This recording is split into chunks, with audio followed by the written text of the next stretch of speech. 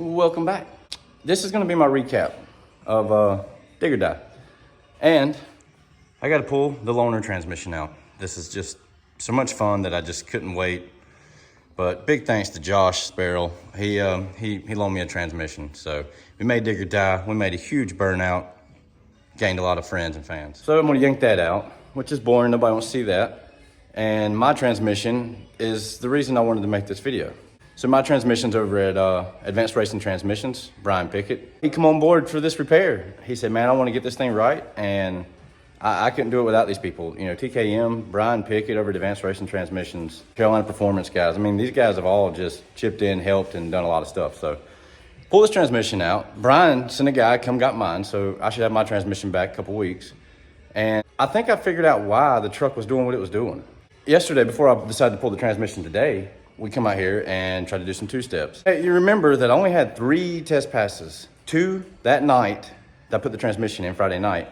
1 out on the road Saturday in Rockingham.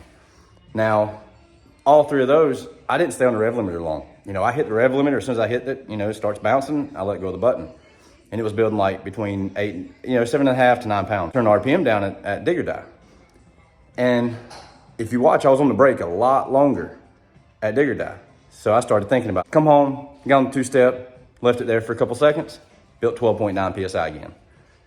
Turned the RPM down, and it built like 11 PSI. Come to find out, I was actually targeting too much dome as well. So even though it was 8 PSI on the dome, doesn't necessarily mean it's 8 PSI, you know, as my target launch. Like that's 8 PSI of dome pressure, not 8 PSI boost pressure. So I had that kind of screwed up, and come to find out, when you stay on the brake at that RPM, leaving in second gear for that long, it was building way more boost. And I had never done that. So that's one of them things I was just under-tested and, you know, lacking knowledge in that area. I should have thought to myself, hey, let's stay on the brake for a few seconds. Once you hit the rev limiter, see what kind of boost it makes. And I didn't. So with that being said, I'm pretty sure that's why. I backed the dome pressure down, I backed the RPM down, and we got it down to like 8, 9 PSI where it's supposed to be. And I got it consistently. So now I know where I went wrong. I don't think any of the trans fluid had anything to do with it. I think it was just a matter of the RPM and possibly the temperatures outside and just what I was targeting. You know, it was targeting 8.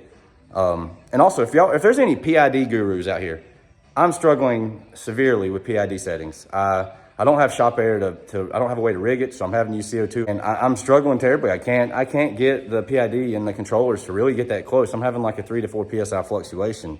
And that's a lot. You know, that could be 1 to 2 pounds of boost. So if anybody's got really good PID settings that maybe I could, you know, attempt to try and then tweak those. I think I'm at like 5, 18, and 0 right now with a 65 target limiter. But just want to make a short video and give you an update of what's going on here. Y'all stay tuned. I'll do a little stuff here with the transmission, and next video will probably be a couple weeks, honestly. So I'll be waiting on my transmission. Once I get it, we'll throw it in. Go test it.